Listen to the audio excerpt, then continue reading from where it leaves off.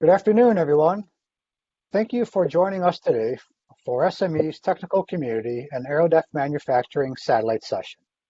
In today's webinar, Unlocking the Digital Factory, Accelerating Use Cases of IoT for AeroDef Manufacturers, you'll hear how organizations are now realizing that data needs to be used constructively and appropriately to help make informed decisions quicker and uncover new opportunities. I'm Carl Mitroff, AeroDef Manufacturing Conference Manager. Thank you for joining us today. We appreciate you taking time to attend today's webinar.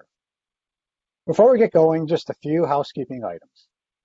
You'll recognize that microphones are automatically muted, but if you have questions regarding the webinar functionality, you can use the chat feature.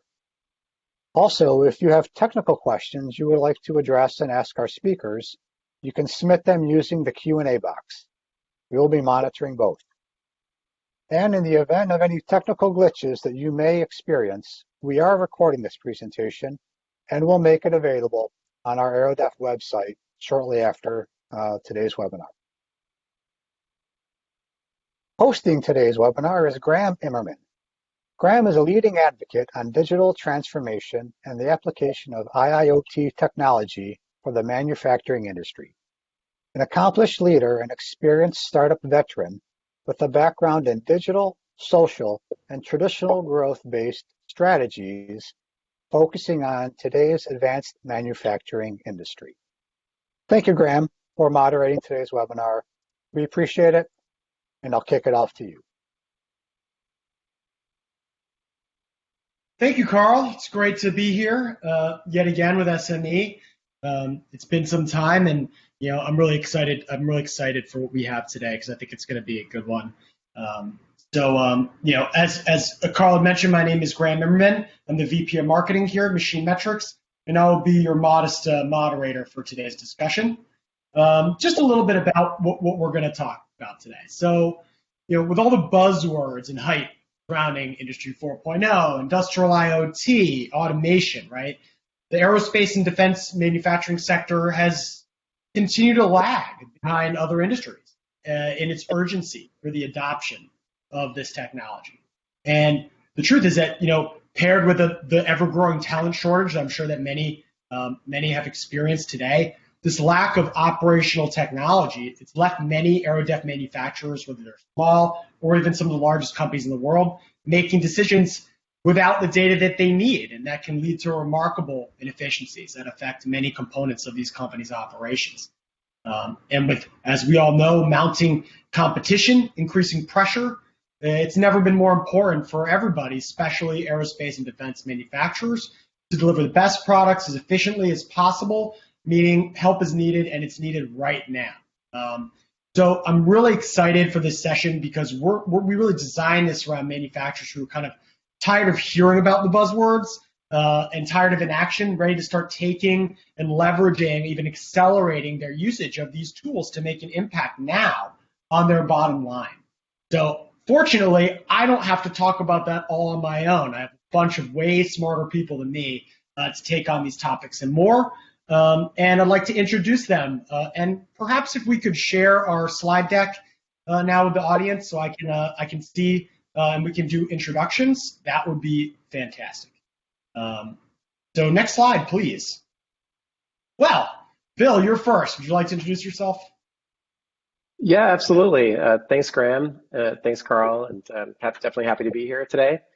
I'm Bill Bybee. I'm the CEO and co-founder of Machine Metrics. A little background about myself. I actually started my career in aerospace manufacturing, working as an engineer at UTC Aerospace Systems, and learned a lot about some of the opportunities and challenges around manufacturing in aerospace.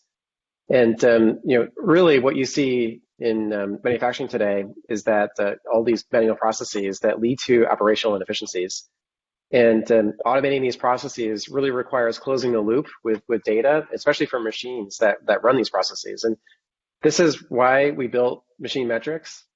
Really, Machine Metrics is manufacturing's industrial data platform for machines. We've simplified capturing and transforming data from this equipment, and then we make that data actionable by increasing visibility, enabling predictive analytics, and configurable workflows that automates the operation of the machine. Our mission really is to build that operating system for the autonomous factory. And that's a bit about myself and my company. But I'm really excited to talk about how some of the use cases that our customers have used really to drive innovation, efficiency. And we have a couple of our customers here that I have the privilege of speaking with today. Thanks, Bill. Next slide, please. And this man needs no introduction, but we'll give it anyways. Matt Lee, please take it away. Howdy, I appreciate you guys having me here, and I still feel I need quite the introduction. Most places I go, I don't get meals for free in any way. So no ITs, but I'm the Director of Technology and Security for a managed services provider. We manage approximately 17,000 belly buttons, I've been told. Makes me seem more human, but I used to say humans. But my job principally is to have conversations about what the next 3 years looks like from a security, compliance, and technology perspective. My team is responsible for a lot of vetting of new products and heading that way. But we as a company are there to be the extension as a security as well as technology department for companies going through this, ever-changing world that is DoD supply chain, and as well as, general customers in every walk of life. That's me, and I'm here to kind of give some thoughts on the last 5 or so years of my work in Wichita, where we make a lot of airplane parts. So I also have the pleasure of having worked with both of the gentlemen that are coming up next that if of all the customers we have really transformed their world into, exactly as Bill said, a methodology to try to use data as opposed to guesses and gut work, and try to feed that data directly into actionable things that pull levers that make them more profitable, faster, and better to market with just as much security, in the sense that you've reduced the human aspects of that create so many of those failures. So proud to be the IT provider for the two that are speaking, and I'm here to add any context I can and maybe some color commentary. So thanks for having me. I'll appreciate it. Thank you, Matt. And next slide, please. Seth, care to take it away? Yeah, absolutely. Thank you, Graham. My name is Seth Alvin. I'm Managing Director of Birdseye Holdings. Thrilled to be a part of this group. So Birdseye, quickly, we're a family office located in Wichita, Kansas. We were founded in 2013, and since that time, we've done around 50 commercial real estate deals throughout the country, really partner with top sponsors in the markets we invest in. We also participate in several private equity deals, primarily on the manufacturing side, just because that's our background. And then more relevant to today's topic, we own the majority of Max Aerostructures. Max is a leading tier 1 supplier of structural assemblies and components.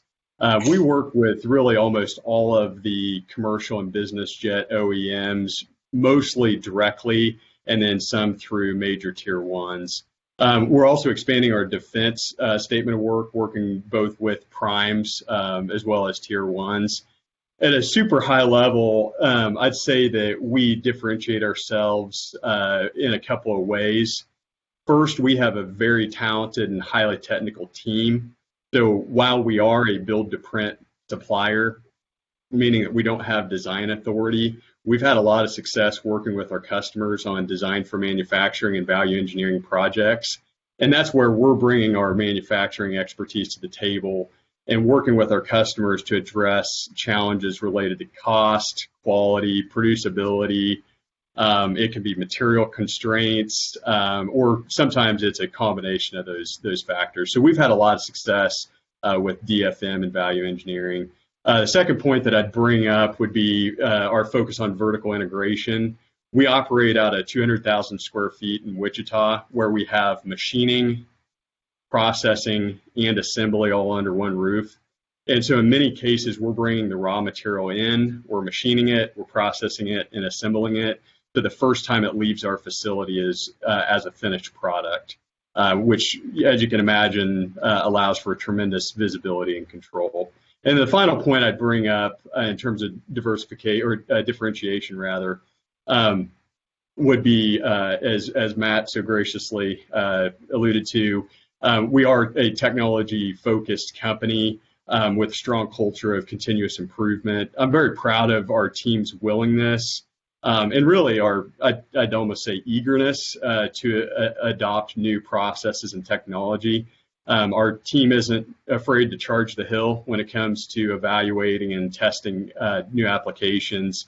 We don't ultimately adopt all of those, but I'm thrilled to see the team is willing to take on that innovation challenge. So that'll be relevant for today's topic. So excited definitely to talk about more related to Max, and I'm really honored to be part of this group. We've partnered with both Machine Metrics and Iconic during our digital transformation and really consider them best-in-class partners. I've known David May for, it's probably been a decade now, and consider him a really strong competitor, but more importantly, a really good friend. So I'm not sure I'm necessarily qualified to be in this group, but nonetheless, I'm thrilled to be here, and I'll try to keep up with these guys. Well, Seth, we are definitely thrilled to have you. You brought up the point of verticalization. I told you over this time, there are going to be things that people say that I'm going to get excited about and want to talk about. We're going to talk about that one later too. And we are thrilled to have you. And next slide, please. Last but not least, I feel like Seth gave you a great introduction there, David, but I'll let you take the wheel yourself. Well, hey, thank you very much, Graham, Carl. I appreciate the invite and the opportunity to be here. And Seth, thank you very much for the kind words and feel very much the same way. I'm just a Kansas kid that's been blessed to grow up in aerospace. I've been in aerospace for 24 years, got my start as a parts expediter out at Cessna, worked up in the supply chain side, was able to visit over 250 different companies all over North America on the strategic supply chain, from the Alcoa, Honeywells, Pratt Whitneys of the world, all the way down to two man machine shops, and really got to see a diversity inside of aerospace itself on how manufacturing was done, different approaches, and entrepreneurship. Was blessed to be able to work for a small privately held company that we were able to grow, learned a lot from the owner, flipped it to private equity, ran it for them for about 3 years, and then they sold it to a publicly traded company.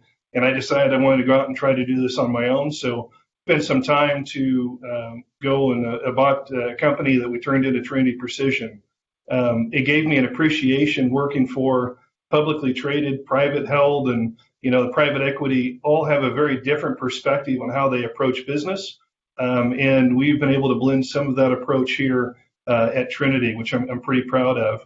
We've taken this business and grown it by about a factor of 4 from 2014 to 2019 prior to COVID. Now we're working on obviously rebuilding some of that success, which is a great opportunity for us to be able to continue to hone some of the digital process that we have put into place. To give you an idea, kind of our perspective here at Trinity, we came into a business that had basically 3 different systems. They had their paper system, their Excel spreadsheets, and their ERP. And we were able, within 2 weeks, to get rid of all the paper system. We focused on transitioning all the Excel spreadsheets into data systems from our ERP. And then we started looking at how we leverage technology to start identifying problems so we could spend more time on problem solving. And that's really where Machine Metrics came into play. They've been a great partner for us. You can't watch the shop floor all the time unless you have a system in place like Machine Metrics. Iconic was fantastic. I met Matt about 7 years ago. He came in, told me how broke our IT system was, and then showed us a path forward and has been leading us down, IT infrastructure, cybersecurity, and a variety of other things during that time. And I think that's probably one of the things we like to say at Trinity, that we focus on people, process, and principle. And for us, people is about the culture and the team, but it's also about picking the right extended partners as well. Process is all about leveraging that A team that we've got and making sure that you got consistent performance. As we grew this business, we also decided that through some of the innovation that we had a need to be able to do some of that integration ourselves. So we spooled up a company in 2019 called Acaritas, which is focused on automation and also on products that we patent to be able to take those out to the open market for manufacturers.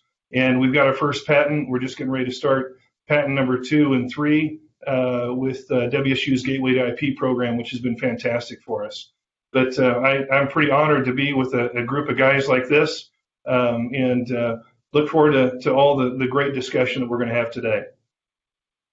Thanks so much, David. And we can kill the slide deck now, just because we're going to open things up to the discussion amongst everybody. So, first of all, thank you guys all for being here. I saw Matt just like disappear there for a second. I was like, So, first of all, Seth, David, and to the rest of the crew, right? Maybe you guys are the exception, but why do we think aerospace and defense has lagged behind some of the other verticals when it comes to the adoption of automation and Industry 4.0? It may be simple, it might be complicated. Let's start with Bill. Start us off here, and then we'll move around the group. Yeah. So really, I think one of the reasons why it's taking a little longer for aerospace to really adopt these technologies is that there's just that highly complex machining. That's generally lower volume, higher mix, and some of these, a lot of the IoT systems really rely on sort of the same process running over and over, and that's been that has been a lot of the value that's been attained in Industry 4.0 solutions has been based on these these higher volume applications. When we came to market, actually our first customer was an aerospace supplier, so we really have taken the premise that you also need to provide that data for these lower volume, higher mix applications, focusing on things like setups, changeovers, really understanding where those problems are, so you can invest your continuous improvement efforts properly. Being able to being notified when a long running job is complete, so that it's not sitting there waiting for the operator. Real simple use cases like that. But the other thing that that I've really found in aerospace is that you have some pretty unique manufacturing processes. And every part could be something a little bit different, and you have a lot of tribal knowledge that's really retained in these operators. And there's kind of like a big push now, because you have these artists, for lack of a better term, that know how to make a part, and that workforce is getting older. So how do you transfer that into a process that you can repeat? And it's and really sometimes the only way to do that is I'll give you an example. Somebody who's basically made the same type of part for 40 years, they can listen to a machine and they can start to hear this is going to be a good part, because I can tell based on the what I hear in the machine. To reproduce that with data is entirely possible, and it's something that we're able to help our customers to take that kind of sort of predictive sense and build that into an algorithm that we can deploy to our customers. So there's real basic capabilities that are really can tie to aerospace, but very advanced capabilities as well. But really, I think back to your question, aerospace manufacturing is hard, and that's one of the reasons why I think it's taken a little bit longer to adopt. That's great, Bill. And what I find interesting, obviously I know you really well, the process, right? I'm not surprised. The process within this industry is quite unique and difficult. Matt, I'm interested to hear your take on this, because I bet there's almost like a mirror side of this also. I'd love to give me your opinion. I think the challenge, actually, if you boil this down, so if you take this down to a more distilled, dumb person like me thought process, Bill's genius answer is perfect, is that manufacturing has been a human problem. It has been, I'll carry a flash drive, it has this code, I know it's here, we write our CUI down, it's on these flash drives. And instead of starting to systematize and start to create systems and layers of capability that allow those technologies to be used, it's usually a fairly large lift and shift. They have old machines that don't have the interfaces, or they have that. And so what we find is companies like you have to adopt to that and have to create solutions that say, fine, we'll hook a damn set of lead wires up to here and we'll pull voltages if we need to, right? Some of those type of things. But why have the manufacturing in general been very slow? They're one of the main regulated industries. There's a lot of unknown about the regulation. It's been a self-attestation model for the last 5 years at best. The degree of people accepting it or not are very low, but they still let that unknown piece be a decision factor for saying, I can't adopt cloud. I can't do these things. Why? Because some guy I talked to said he knew a guy who talked to another guy that said, when this comes down, we can't do that. And so I think there's a lot of technical debt that's existed because of that. That's also a bit of a burden. A lot of people haven't segmented networks appropriately. A lot of people haven't set up the things necessary to meet the letter of the compliance and the law, as well as actually deliver that in an efficacious technology solution. So I think there's just a lot of things from a technical debt perspective. And somebody said this earlier, that's the way we've always done it, which doesn't translate to growth and iteration. And that's what these two gentlemen between Seth's team and David's team have done, is they've always iterated, right? And I think that's the problem, is if you haven't iterated, there's a lot of iterations that are behind. And I think that's kind of some of the way to summate that for me in my mind. Really interesting. Yeah, I love the different perspectives on this. We've got, complexities of process. We've got technical debt. We've got fear of the unknown. I love that one, yeah. Right? It's so true, right? That stops most people from change, right? There's another one that really stands out to me, which I'm interested to hear from David and Seth. You guys have actually done this on your factory floor, which is culture. There's kind of a culture of I guess, not fear of the unknown, but, how would you say that culture has affected, I guess for your companies, but maybe across the industry has kind of slowed down maybe even applications of technology use cases? I'll speak to that, sure. And I think just to reiterate what Bill and Matt talked about, I would categorize kind of things into two buckets. One are the technology headwinds that Matt kind of talked about, and they can speak obviously in more detail around that. But I think Bill hit the nail on the head when he talked about cost benefit challenges when you're talking about low volume, high mix. Now, I will be the first to say that some of those low volume programs really justify the most automation technology just because you're trying to overcome the challenges that are inherent in low volume programs. But certainly higher volume programs allow for that cost to be amortized over more volume, which allows for a better cost benefit. And, to Graham, to your question around culture, that's where, I feel very fortunate, and I'm assuming that David's going to say the same thing, just knowing his company, but our team really, we don't see a lot of that pushback. If anything, we have a team that's eager to try new things because they see the benefit of the technology that we've adopted in the past. And so, that cultural element we don't really deal with. And I would say there are less and less companies that I see in the marketplace that are dealing with that, just because everybody has to get more cost competitive. Everybody's driving that productivity. And so across the board, our customers are doing the same thing that we are. We really took 2020 as an opportunity, where we had lower volumes to retool, to really reevaluate our processes and make sure that we come out of this more efficient. And we're seeing the fruits of that today. Yeah, it's really interesting. We definitely are seeing acceleration post, the last absolutely. year. A lot of people had to, were under the gun, or I had to kind of slim down and find ways to, to make it during a difficult time. And I think that it's really showing that impetus right now. What about you, David? What was your experience on this front? Yeah, so we came into a culture that was already pre-existing. As I mentioned, we had 3 different systems that were operating all together, paper, Excel, and the ERP. And so what we had to do was very quickly set a delineation between the way that we were as a company to the way that we were going. And one of the things that I found was we really focused in 2 different ways. One, make life a lot easier. So in our production meetings, for example, we learned how to quickly get away from the problem identification to be able to create systems that identified the problem. So now we were talking about problem solving, just like with machine metrics.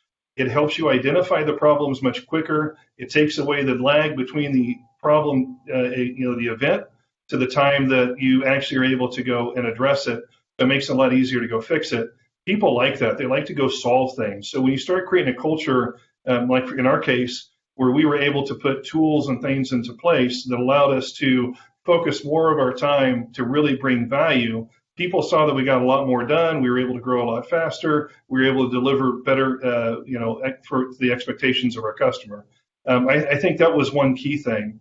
The other thing that we did, and I agree with Seth in this, is automation has typically been pushed back because of that high mix, low volume, and that's really where I think aerospace needs to be able to focus. And we focused over the last 3 years really in that area, especially around some of the manufacturing processes. And it helps people to start to see, hey, if you focus on not losing people, you're working on your output, you're trying to add more value instead of saying, I want automation to replace you. They start to see that, I've got, for robot tending, for example, with the robotics that we've got in place, people don't want to load and unload parts. They want to bring value to the company, right? Same thing with people don't want to do data entry. They want to be able to go solve problems and fix it. So if you take that technology and automation and you focus on elevating the workforce as opposed to eliminating it, what you're doing is you're saying, we're going to have the same number of people, but we're going to increase our output to bring greater value, not only to the company, but to our ability to be able to provide better benefits, bonuses, better wages, that type of thing. They start to really rally around you. So. Well, it was a good answer because my cat showed up. So, that's when it was a good answer. I'm honored. So let's talk about, David, you brought up a great point. Let's talk about workforce, right? As we all know, right, undeniable, there's just a shrinking supply of skilled workers, right? And they're responsible for increasingly complex and automated machining processes. How has new technology helped you guys overcome this problem? And you kind of touched on it a little bit there, but I'd love to dive a little bit deeper, and then I'd love to hear Seth, how that's affected your business also. Yeah, so when I think about the workforce issues, we really take a look at two ways. So one of the things, and just a stat I'd give you, we talked about growing the business by 4x, but we have the same number of people in our shipping department as what we did when we first started off. And that's because of the automation, the processes that we put into place. They're able to put more volume out. They're spending less time to try to figure out what needs to be shipped and being able to pull all of that information. It's now at their fingertips.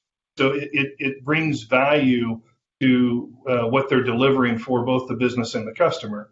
I think that's one way you're able to really be able to help address some of the workforce issues that are out there. I also believe that really, from a cultural standpoint, if they see that a company is being innovative, that it's growing, it's been surprising to me the number of word of mouth references that we get because from a cultural standpoint, people want to be a part of that type of culture and that type of company that's out there. I think the third piece that is really, really important is understand what's in your wheelhouse, right?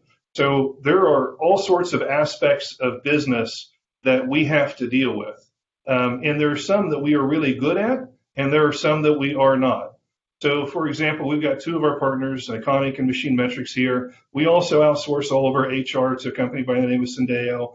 All these companies live, breathe, and die their segments and their expertise, so we don't have to. We can focus on our business, and that also means it helps us with our workforce and where we need to be able to invest our time and our talent and, quite honestly, our wages, right? So that's one way that we really focus is making sure that you have a rock solid, we call it our extended team. They give you velocity, they give you strength, they give you expertise, and then you can go focus on, the people and the wheelhouse that you really knock it out of the park with your customers. Man, I love that. We call it the aligned ecosystem of value, right? Where everybody does what they are best at, right? And I think for a long time, many companies felt like, well, why not try to do it ourselves, right? And I think, in this day, it's all about acceleration, right? It's all about how you can create value today and continuously into the future. And the truth is, you have to know what you're good at and what you're not, right? So I really love that answer. And Seth, I want to give you a chance to answer that also, and then we've got some questions for Matt and Bill. But we're talking about workforce. Yeah. Yeah, absolutely. And I would echo a lot of what David just said. I mean, I think about it kind of, there's a direct benefit to technology, and that benefit has been around for quite some time. And you walk through our facility or David's facility, you're going to see a lot of automation at the work center where you have, a single operator that's running multiple machines. And so that's a way that we leverage that talent beyond, just the productivity that was available in the past. And so there's a clear direct benefit there. And then I would add to that, there's definitely indirect benefit, where we're using the data to ensure that we're fully optimized, that we're making the right product at the right time, and we're producing a quality product the first time. And when you take that data and you can refine your process to the point where you're taking a lot of the disruption out of the equation, inherently you're just going to become more productive. And so that's kind of the two elements that I think about as it relates to leveraging the talent pool. And then David touched on this a little bit before, but certainly this has been something that we've been focused on, is the indirect labor side, where we're automating a lot of the processes, and so that our team, instead of tracking and manually putting together reports, that all that is automated, and so they can take that next level to really dive into the details to answer the question, okay, what do we do with this information, and make sure that it's actionable in real time. So certainly that's a way that we've been able to leverage technology to enhance our talent pool. We call that, or I call that, data democratization. Right? It's love it. Right. How do you get everybody within the process able to use this to benefit what they do, right? And the truth is that, I think the most resistance that we see, because obviously machine metrics, iconic, we're no silver bullets, right, for companies, is when value is not realized, right? And each person in the process has value that can be created from that, right? So I love that answer. I'm going to shift gears to you, Matt. Because I know that a lot of people here are probably thinking about it, right? IT, undoubtedly one of the top areas of, you said it really well, fear of the unknown, especially when it comes to aerospace and defense. So, what we can connect to, can we use the cloud? What has your experiences been with this? And how does Iconic, help customers in this space overcome some of these barriers? Yeah, let me get my tomato shield up here real quick. Yeah, this is a huge topic, and I hear it all the time, but ultimately the writing's on the wall, right? You've got, in Microsoft, you have your GCC high state capabilities. You now have the ability to go AWS government. I mean, JEDI was just signed, right? And was a huge fight between Microsoft and AWS. You have just a huge commitment to cloud and the extensibility of cloud with respect to compliance, right? Anybody that's in the room that doesn't raise their hand's a liar, but raise your hand if you've ever checked an 800-171 box and not had MFA or not had a CUI and an SSP actually even written maybe. Don't raise your hands. I don't want to see it. But the point being is that, ultimately, as we go down this road, the fear of unknown has often made the option to not dig in and find out the answer, in my opinion. And I think as you see that, it really is just that we're going to find that, yes, if you define your CUI appropriately, if you set appropriate processes for handling things that are in the ITAR space, if you use cloud with a plan and do the implementations, you can actually do amazing things. And I'm going to steal this mic for just a second, say, Michael Hughes has the nail on the head. What if you were in a world where you were 100% in a compliant cloud, where you can deliver efficacious, template-based, not stupid humans like me, but real just automation for security, to have a definable, trusted computing base, but also enable the ability to put on a HoloLens and walk around and look at a part and what it's supposed to be and have a PDF pop up over the right eye, have a measuring capability of some rudimentary fashion on the left, and have actual AR that you can look around and get contextual information about operations driven right to your head in a way that we can actually answer for it in an immutable way. To summate, if we tie everything to a single identity, right? Seth Alvin is Seth Alvin, and Graham is Graham. Once we have that unified identity and then a unified structure with which to apply it, the ability to have policies at a government level, at a supply chain level, and all the other arguments notwithstanding for all you other cyber people that might be sitting here, but the ability to deliver something at scale with normalized variables. Think about the variables that exist in your environment. virtual, not virtual, which flavor of virtual, SAN, just on disk. Then you say server 2008, 12, R2, 16, 19. How many delineations of variables exist and you have to program for? But what if you're just writing to one API? What if you're simply writing the same code? If Bill walks in and knows the same code does the same thing in the next environment, can you go cloud? Yeah, the writing's everywhere. If you're not already heading there, I promise you others are. And I think the conversation is you do have to write the policy correctly. You do have to have your SSP appropriately aligned to do that. But if you do, yes, absolutely. I can make 1,000 arguments in front of what I am supposed to argue in front of, which is my 12 peers in a jury box, that we've done our due care and met our compliance, and yours would be on contract space, but that we've met our due care by doing all of these things better than we ever could have with infrastructural anchors. So that's my little tiny lob on that conversation. But yeah, I think you certainly would be remiss if you weren't exploring cloud. I love that. I love that, Matt. I'm going to give, and I can see Bill smile. I know he wants to get on this too. And before I get you there, Bill, like you touched on something I thought was really great there, Matt, which was just we're back almost to like process a little bit, right? It's like, like you got in, I told the story last year, but I'll do it again just because why not? I was speaking at AeroDef back when, we used to do things in real life.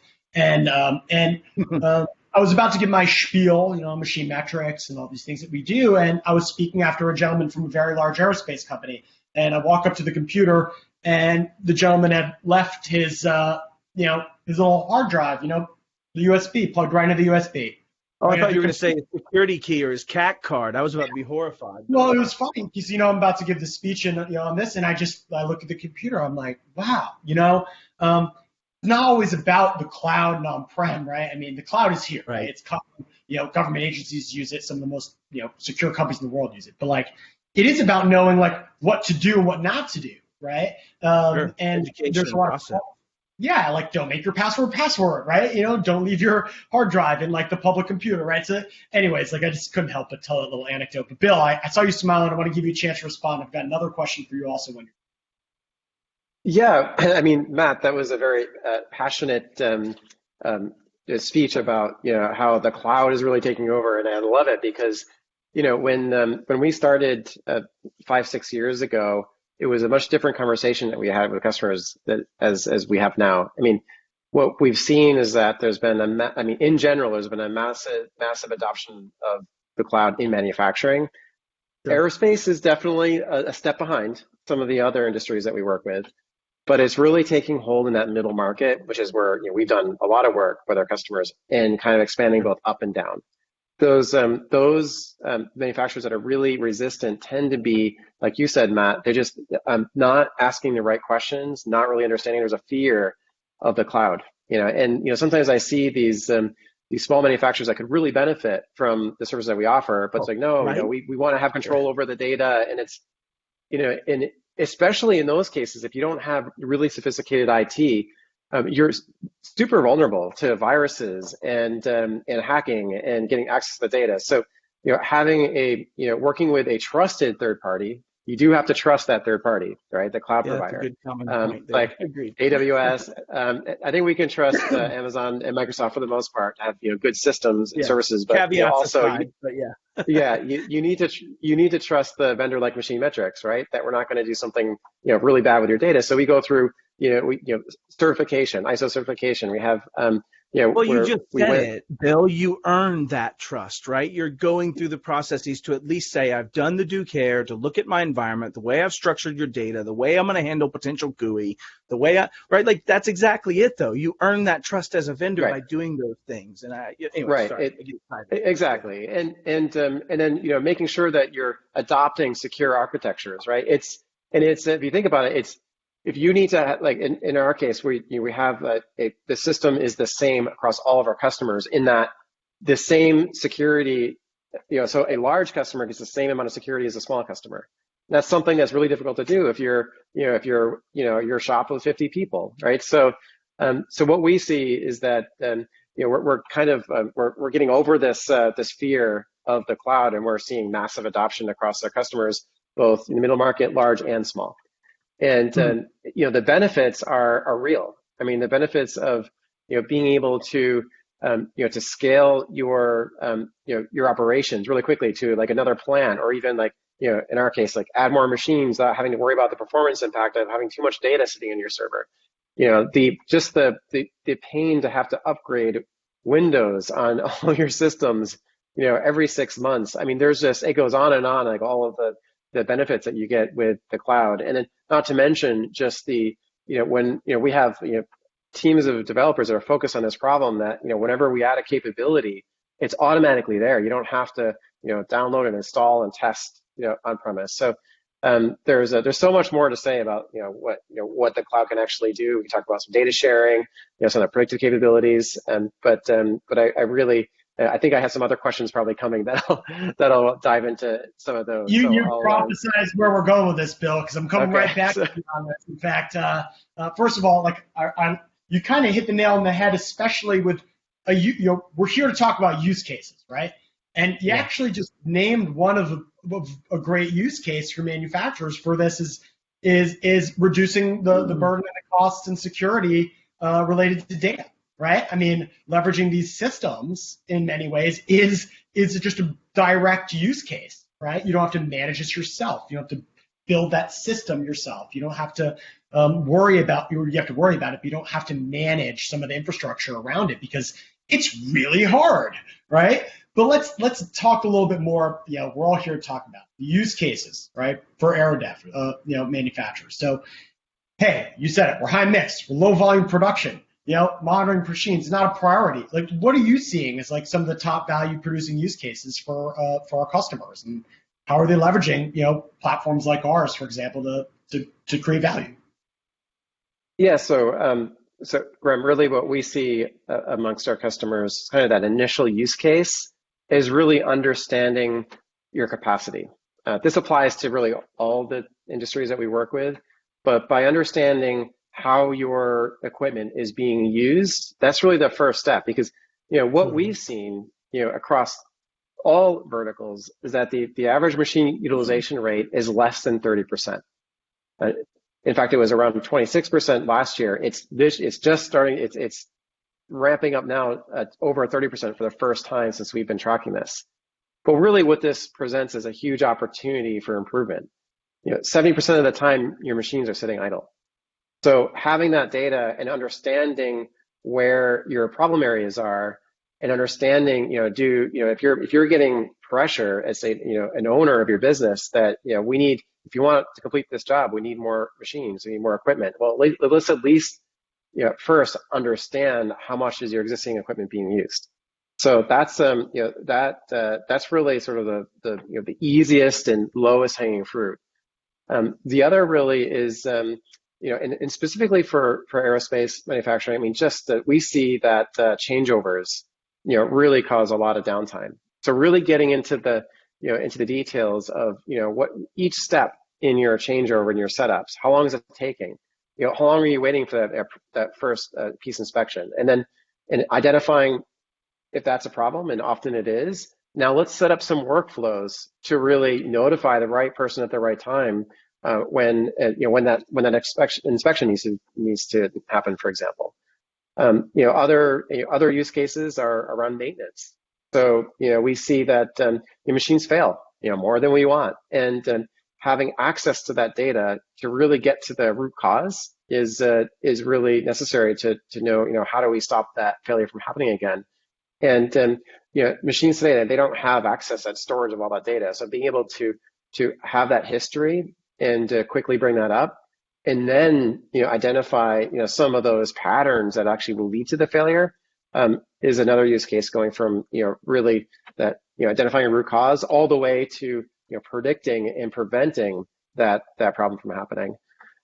There's another that's really common is if you know what's expected of your equipment and your people in terms of how much output, how many parts need to be produced an hour or a day, really visualizing that and empowers your shop floor workers. So if you show that, hey, let's we're running ahead or we're running behind, we do that with most of our customers, that they leverage this, and you can actually see if you're on target or not.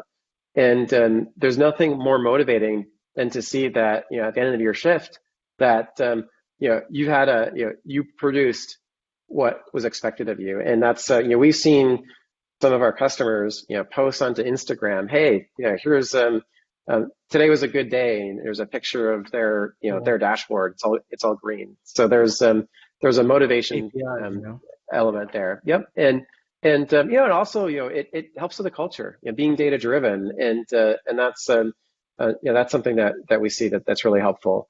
There's another example. We can go on and on, but another example in aerospace, you often see really long cycle times, and sometimes a job finishes, nobody knows about it, right? Or are you walking by? Is it done yet? Okay, and then they're on a different job because an operator is working on many machines. A simple notification when the job is done, text message. Right.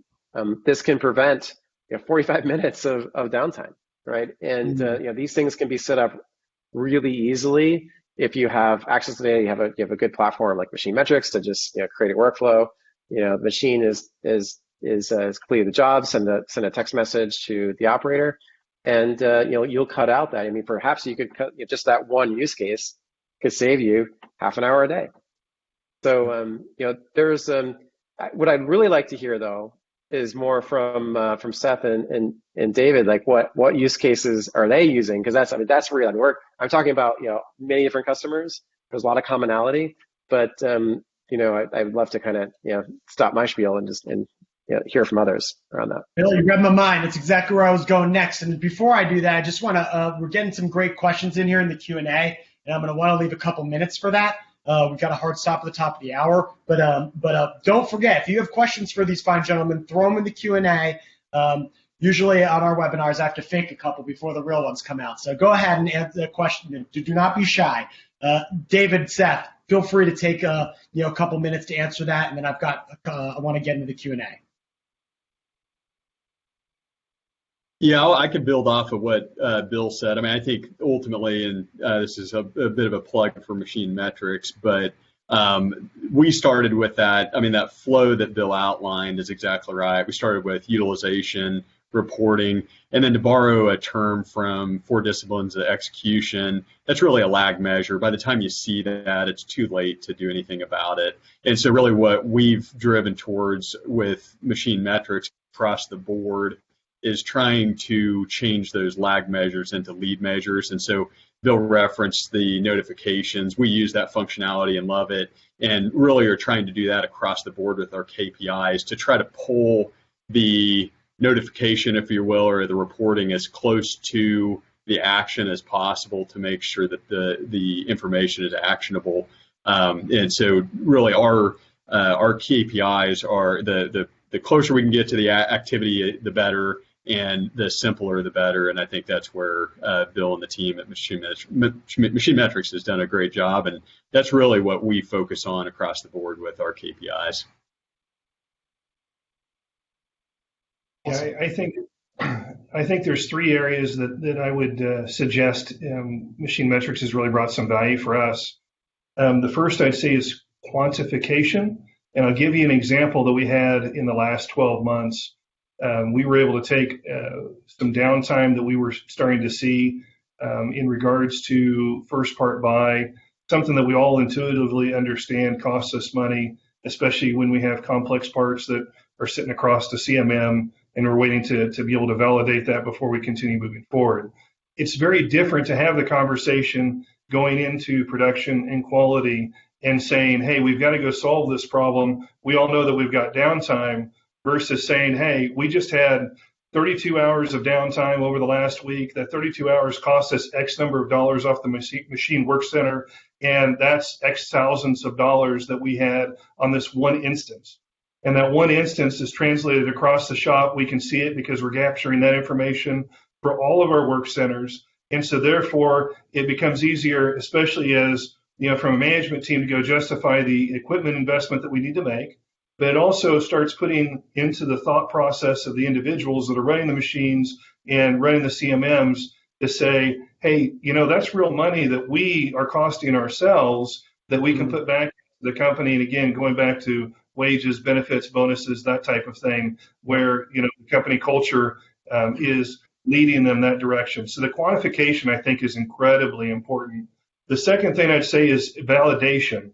So Machine Metrics does a great job of really clearly and helping you get naked in the data, as I would say, with understanding what your performance is for different processes or approaches in manufacturing. So, for example, intuitively, again, we all know palletized systems that are being fed off of an MMC are significantly better than standalone machines. Well, when you really start seeing the numbers and your utilization coming out in Machine Metrics, it makes you not want to buy a single spindle again. It makes you want to continue to move forward with that manufacturing process of palletized type equipment. So it validates your approach from a manufacturing standpoint. And we're starting to see that on some of the robotic approaches that we are in terms of our utilization that we're getting off the machines that we're putting like the URs or the robots in front of. The third thing that I would say is problem identification, because I mentioned before, it helps give you eyes on the shop floor, especially when you're doing that categorization for your downtime, where, kind of the traditional method when I first started of being able to identify problems is you do a gimbal walk, you'd walk the floor, you kind of talk to everybody. Well, it's really hard to hide from the data when the data smacks you in the face and says, you know what, this is our number one problem. And everybody, our operators are the ones putting it in there. Let's go focus on that. And it also takes away the finger pointing of, no, that's not really an issue. No, that's not a problem. We all now can rally around what is our number one issue. And I love that about it because it gets us focused back on the process and the facts and the data of the situation. And I just want to drop right on top of that, like, thanks to companies like Matt, and Iconic, this is really easy, right? For these companies, right? There's always that like layer of connectivity, right? In these factories, right? And there's a lot of different solutions out there, but in reality, like the foundation is just having like good networking, right? Like the ability to actually use the internet, right? To enable these tools. So just wanted to give you a little plug too there, Matt. Now we're wrapping up here, and I know Carl needs a couple minutes to do his closing. So I want to thank everybody, for doing this. You guys have been amazing. A lot of incredible knowledge that I personally learned. If you guys each, and I'll give you guys, maybe if we can just do 1 minute each here, what's like one lesson or piece of advice that you would give somebody else based on your smart manufacturing transformation experience thus far, starting with, Seth to Bill, David, and then to Matt. I got to go first. Yeah. All right. Yeah. Well, really quickly, I would say what I just talked about, trying to make the information actionable. I'm a CPA by trade, so I love data, I love tracking all data, but really all data isn't actionable. And so really trying to define what the actionable data is. And then secondarily, really not letting the perfect be the enemy of the good. So, when you think about digital transformation, it's not a clear A to B path. And so sometimes it feels like 2 steps forward, 1 back, but trying to encourage the team that progress is progress has been really helpful for us. Perfection's the enemy of progress. Totally. Bill. Yeah, I guess I would say that, there's many ways I could answer this, but, don't try to invest in a single system to do everything. Really look at best of breed. I think that that's another big transition that's occurring. We see in other industries, go vertical. Best of stack. Yeah. Exactly. It's the factory stack. Find the applications that connect, and don't try to pick the one that does everything, because it's probably gonna do nothing very well. And Right. And that's really a trend that we're really pushing for ourselves. We have our partner ecosystem that we're building out, so that the data can be used to enable other workflows and other systems like maintenance and quality. So just think about that. And the other is it's you can always start small. You can get started with just some basic things, but it's that data is so powerful, right? If you have that data, you're able to make better decisions. So that's I would just think about that. That's probably more than a minute, but I won't get angry. All right, David. But just building off what Seth and Bill have said on the journey, taking one step at a time, I think the only thing I'd add to that is don't be afraid of making mistakes or stubbing your toe. That's how you're going to learn. It's okay. It does not have to be perfect. I think that, picking the right experts, as we mentioned before, who have expertise in their areas, as you're trying to build that vertical stack, those are the individuals that are going to really help, take your vision that you have and really be able to help bring it to life. As Matt's sitting there talking about all the things that he's passionate about, I got to be honest, being just a Kansas kid that's not very smart on technology, I only understand about every third word, but I know that Matt knows his stuff and he's not going to lead me astray.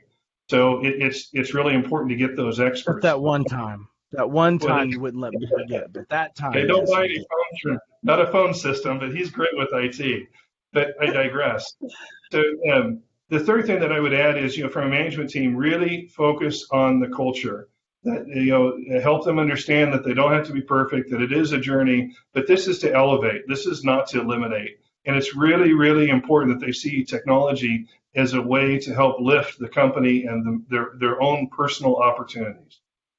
Hey, I love that. A really wise person once told me, if you're not making mistakes, you're not pushing the boundaries far enough. That was actually Bill Byther in a presentation that I was trying to get to the So thank you for that. That's now our motto of our group of my department. So and Matt, give us your last one. Yeah, this is great because you guys have all just set me up for a fantastic summation. Let's start with the belief that we do think we have to iterate, right? We have to try to move forward. I think that's a reality if you want to stay in business today.